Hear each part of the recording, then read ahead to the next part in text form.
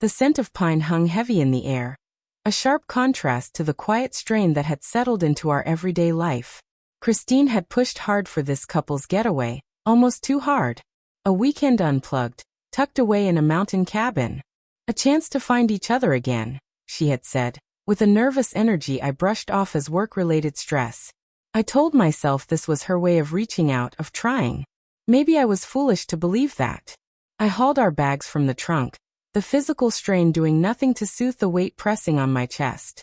There'd been distance between us for months now. Touches felt obligatory, conversations were surface level, and her presence in the room didn't mean she was truly there. I had tried, God knows I had, but it felt like chasing shadows.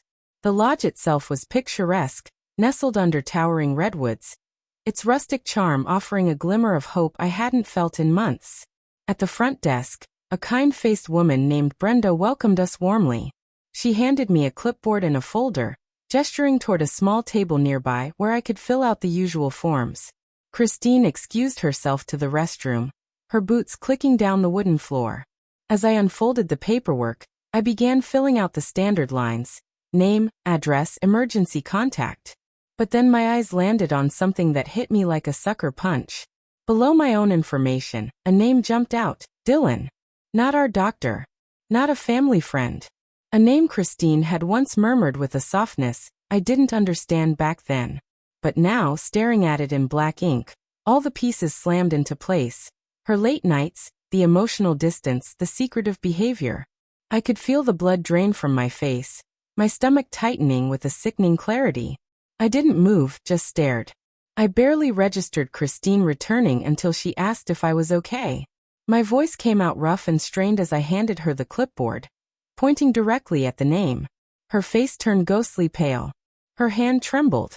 She tried to speak, tried to explain, but her mouth only formed half-lies and excuses that wouldn't come out fully. "It's not," she stuttered, unable to finish. But I didn't need her to. Everything was already laid out in front of me, and the truth was unmistakable. I couldn't keep the fury from rising. "Not what?" I asked louder now. "Not the guy you've been sneaking around with.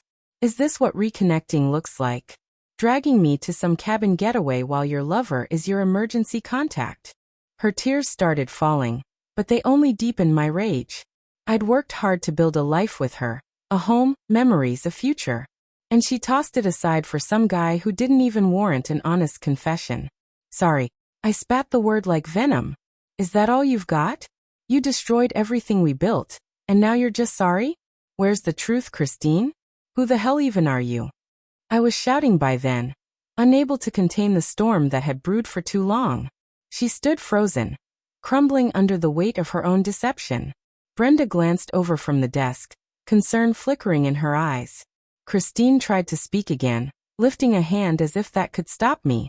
I snatched the room key from the counter, my hands shaking, not with heartbreak but with absolute clarity. "You're going to pack. Now. You have 5 minutes. Or I'll throw you out myself." Her eyes went wide with disbelief and then fear. "You can't do that," she whispered. "I can. Because you already chose the worst when you threw away the better. And now you can lie in it."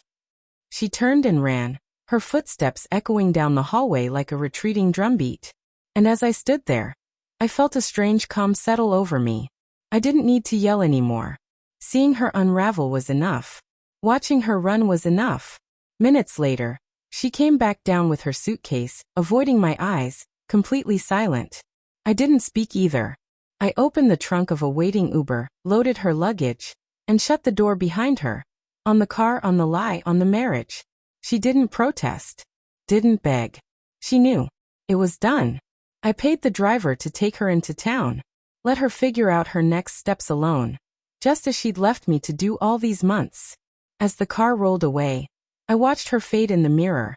A shrinking reminder of a woman I no longer recognized. And in that fading image, I felt something shift. Something release. When I stepped back inside, Brenda handed me the keys to what was now my solo cabin. Her voice was gentle, her smile understanding. "If you need anything extra, towels, breakfast, whatever, we've got you." "That'd be nice," I said, taking the keys with a steadier hand. This weekend was never supposed to be a breaking point. It was meant to be a lifeline. But Christine had already let go a long time ago. I was just finally catching up. For the first time in months, I wasn't looking over my shoulder. I wasn't wondering who she was texting or why she was late. I didn't care anymore. I spent the weekend wandering trails, letting the clean mountain air scrub away the grime of betrayal. The lodge had a fire pit, and I found myself laughing with strangers who didn't know my story, and didn't need to. It wasn't the weekend I'd expected, but somehow it became the one I needed. I rediscovered pieces of myself I thought had been lost to bitterness. By Sunday evening, driving home, I didn't feel sadness. Not even anger.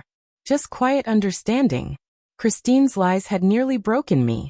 But now I was free. As I pulled into my driveway, a place that finally felt like mine, I knew the only connection I truly needed was with myself. And I had found it.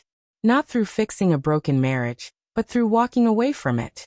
The journey had been brutal, but I survived it. And now, I could begin again.